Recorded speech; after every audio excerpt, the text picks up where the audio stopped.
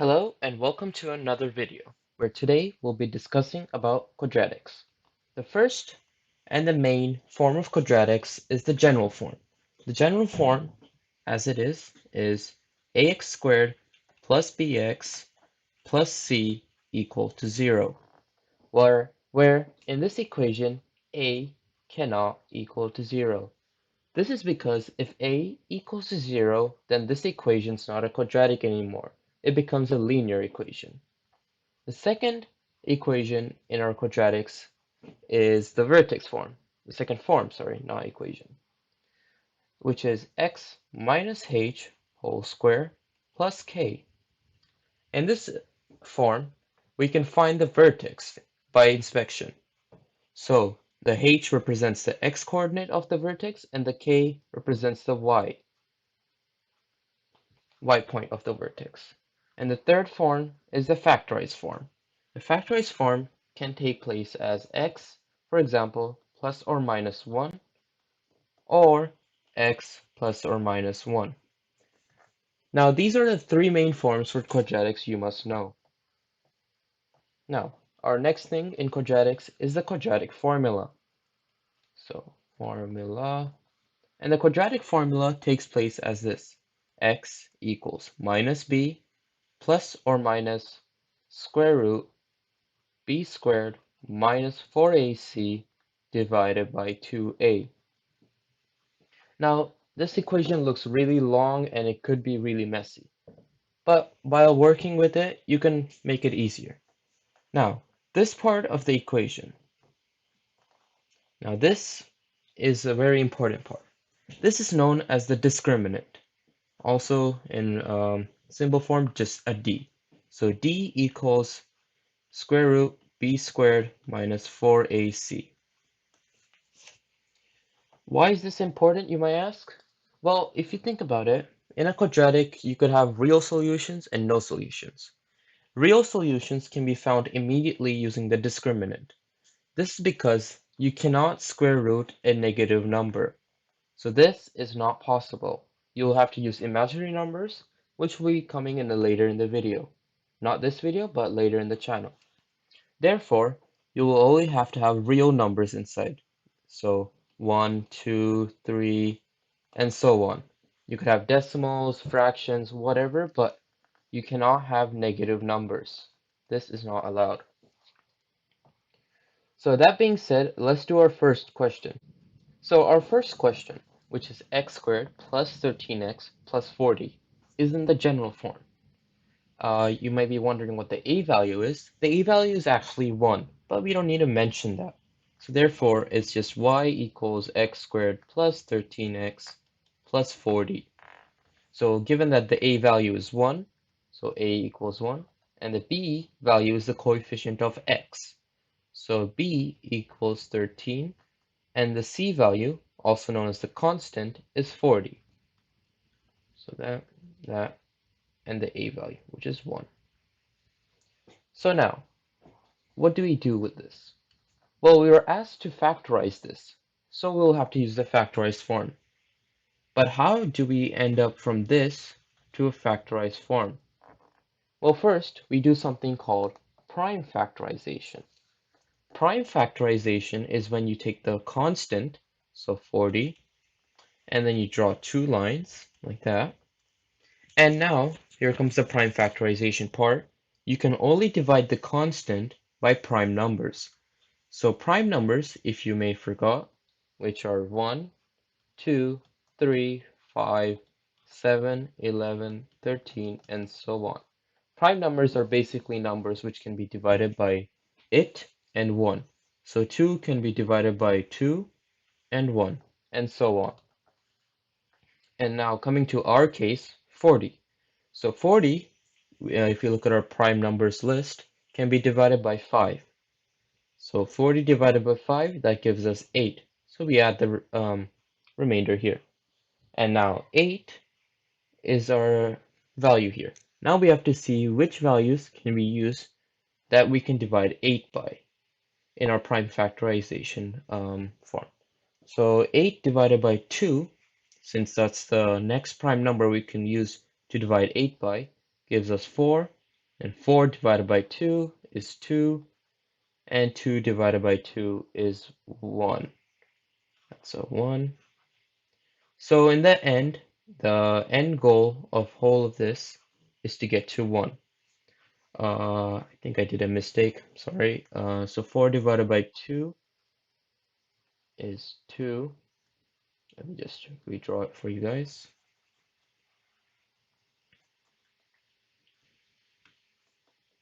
So 4 and then divided by 2, that gives us 2, and 2 divided by 2 gives us 1.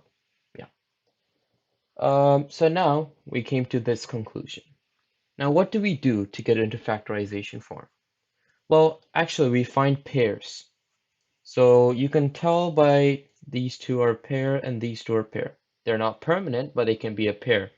Or 2 and 2 and 2 and 5, or 2 and 2 and 2 and 5, or you could have a triplet, so 8 and 5. Basically, the end goal is that we have to get the sum, which is the B value. So the B value is the sum, and the C value is the product of the pairs. So if you look at this our prime factorization again, we could take 5 and 8. So if we take 5 and 8, that gives us 40. So our product ticks off, and the sum, 5 plus 8, is 13. Now that ticks off too. So now we have to split the middle term, which is also another term which is used for factorization. So y equals x squared. We write the larger term first, so x squared plus 8x plus 5x plus 40. Now that's our form. Now we have to factorize it. So we can take this into two parts, or we can do it as a whole. So looking at the first part, the common thing between these two is x. So we take x out common. So x plus 8. And because it's a plus, we add plus. And the next common thing in this part of the equation is 5. So we take out 5 common, so x plus 8. Now we take the leftovers, which are the common. So x plus 8 and x plus 5. So now that's our factorized form. And you may be asked, let's go back to the question, and you may be asked sometimes to find the x value of this. Now that's pretty simple. You just equate both of them to 0. So x can be x plus 8 equal to 0, or x plus 5 equal to 0. Now to make x the subject, you move the 8 to the other side, so x equals negative 8, or x equals negative 5. Now that's how you do factorization form. Now suppose, let's say that a value is not 1. What do you do? Well, it's actually pretty simple. So you take the 2 and you multiply it with the constant. So that gives you 30. Now that's our new constant. You could think of it like that way. So let's write this out. Y equals 2x squared plus 13x plus 15 equal to 0. Now, because we multiplied the whole thing out, because we multiplied the a into c, that gives us 30. Therefore, our new prime factorization value is 30. Now we still keep to the same principles, that this has to be the sum. But now that's the only thing we have to care about. So 30 can be divided by 5, so 6, and 6 can be divided by 3, so 2, and then 2 can be divided by itself, so 2 and 1.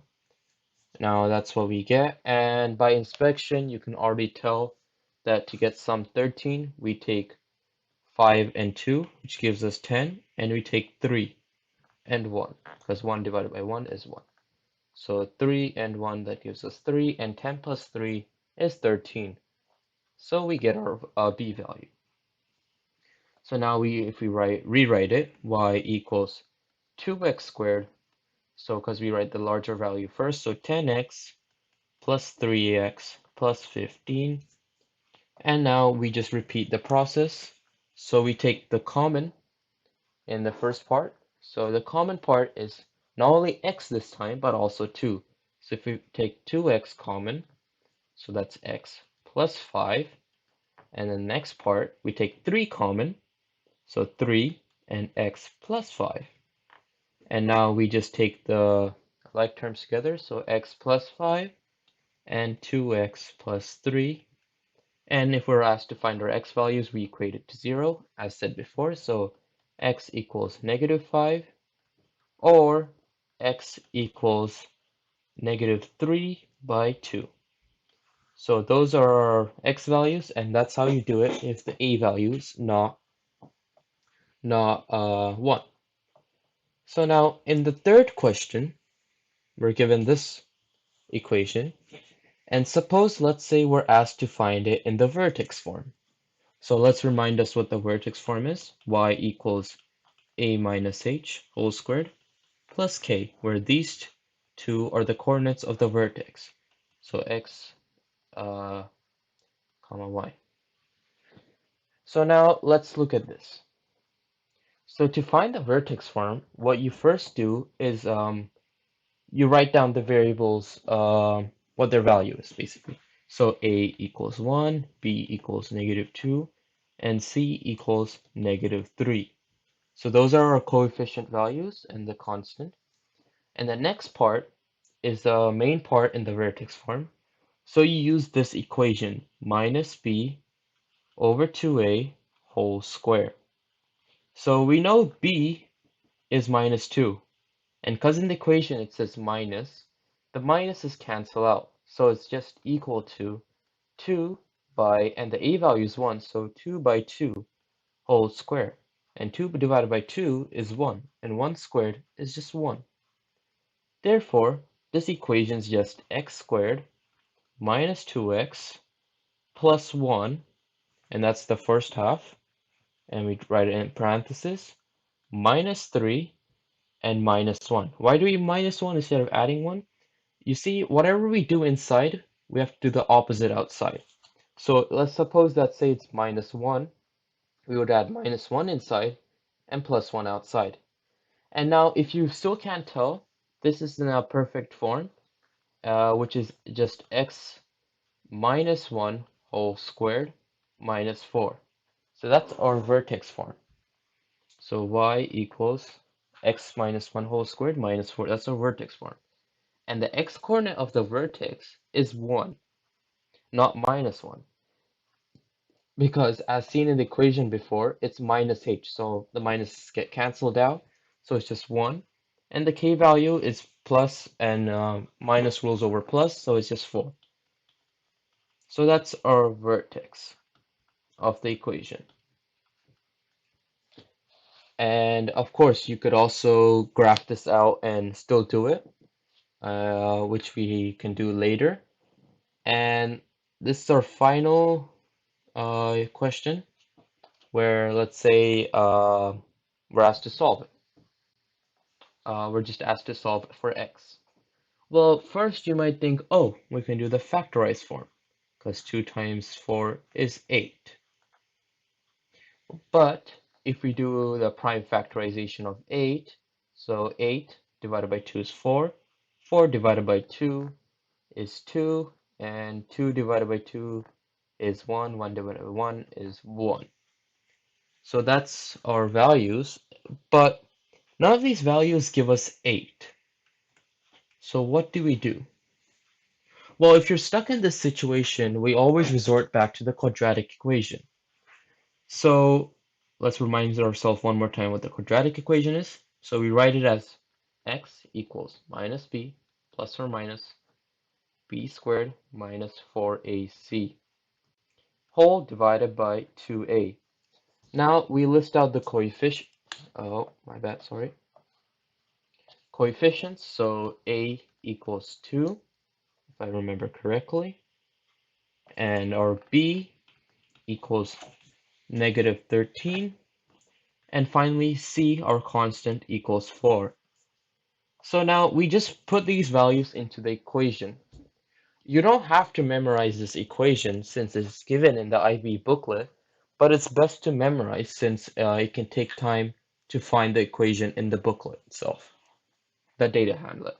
So now we write it as x equals, because there's minus b, and our b value is a negative number, the negatives get canceled out, so it's 13 plus or minus square root of minus 13 squared minus 4, and our a value is 2, so 2 times c, which is 4, whole divided by 2 times 2, which is 4.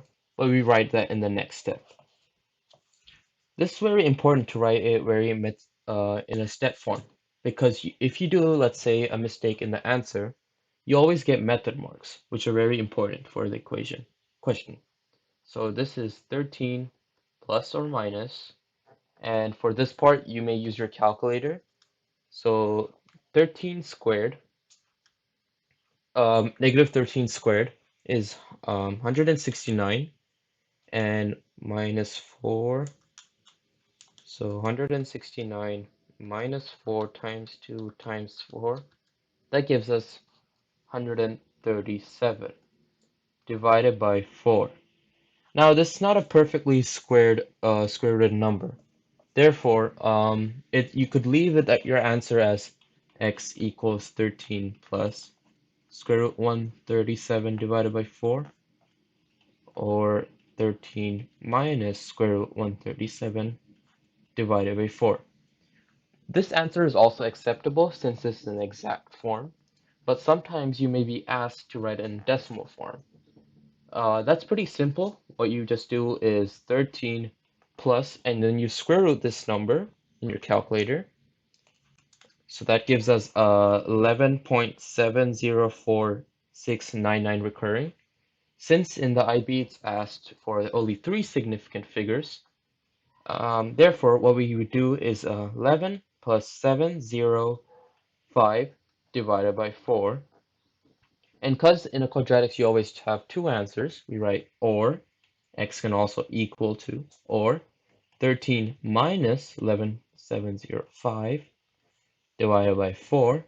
So x equals, now we just do basic arithmetic, 13 plus 11.705 divided by 4. So x equals to 6.176, or 13 minus 11.705 divided by 4. So that's or 0.324. So these are our two x values for this equation using the quadratic formula. And now our final, but not least question. What do you do if you're given the graph, but you don't know the equation? And you're asked the equation, sorry. So we look for, we can do this by inspection. So if we look at the y-axis, we will have to estimate this value. So is it 4.5, 4.2? So it's best to not take these values. However, if we look on the x-axis, it's minus 1. It goes perfectly past minus 1, and it goes through 5. So we can do something called a factorized form. So if we rewrite this, so x equals minus 1, or x equals to 5. Now if you have to write it into factorized form, we move this to the other side so it's equal to 0. So x plus 1, or x minus 5. So these are our two equations then. Now they're asking us to write in the general form, which is pretty simple since we just have to expand these out. So that's just x squared minus 5x plus x minus 5. And our next step, which is equal to x squared minus 4x minus 5. And that's our final form. And that's how you do it, ladies and gentlemen, how we do quadratics basically. And going back to, as I previously mentioned, how do we graph a quadratic? So let's take our first question. And let me just go in the bottom. So it's x squared plus 13x plus 40, and we got the two factorized values as x plus 8 and x plus 5. Now to write these as the x equals to form, we just have to write x equals to -8 and x equals to -5. This is because we just have to equate it to 0 and solve them. And now let's draw ourselves a small graph. Um, so let's suppose we say this is 10 and then 8, 6, 4, 2, and 0, 2, 4, 6, 8, and 10, and 2, 4, 6, 8, and 10, -2, -4, -6, -8, and -10. This is not the best way to draw a graph since it's not aligned or whatsoever.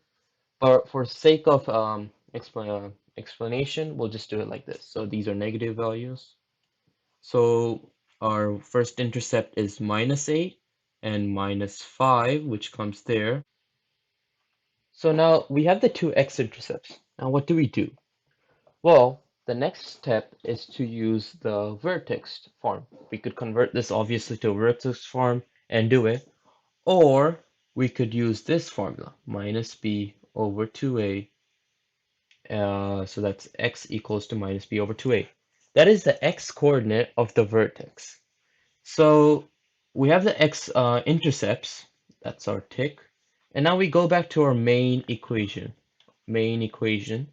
and we look for a value. So a is 1, b equals 13, and c equals to 4.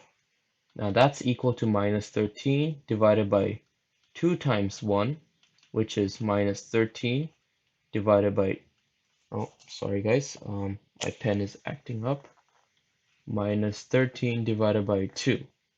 Now you can do this in your calculator, minus 13 divided by 2, that gives you negative 6.5. So now you may ask, okay, so we have the x coordinate, what do we do for the y coordinate? Well, that's also pretty simple. So we just write y equals, and we sub in this value for wherever x is. So minus 6.5 whole squared, since it's x whole squared, plus 13 times negative 6.5, and then we add 40. And our y is equal to, you can use your calculator for this. So that's 42.25 plus 13 times negative 6.5 plus 40. So our y value is negative 2.25, and x equals 6.5, negative 6.5 comma negative 2.25. And that's our vertex. And obviously you can also use the vertex form and do it. However, that's a longer method, and in the test, it's advisable to do it like this. So minus 6.5 is somewhere around here, and it's negative 2.25, so it's right here, and our graph looks something like this. That's our quadratic graph. And that's how you do it, guys, how you would graph a quadratic. If you have any further questions, we'll have a further video on functions itself, and there we'll go more in depth into graphing equations, a quadratic, or any other polynomial, or even a linear equation. So that's it for now, and thank you.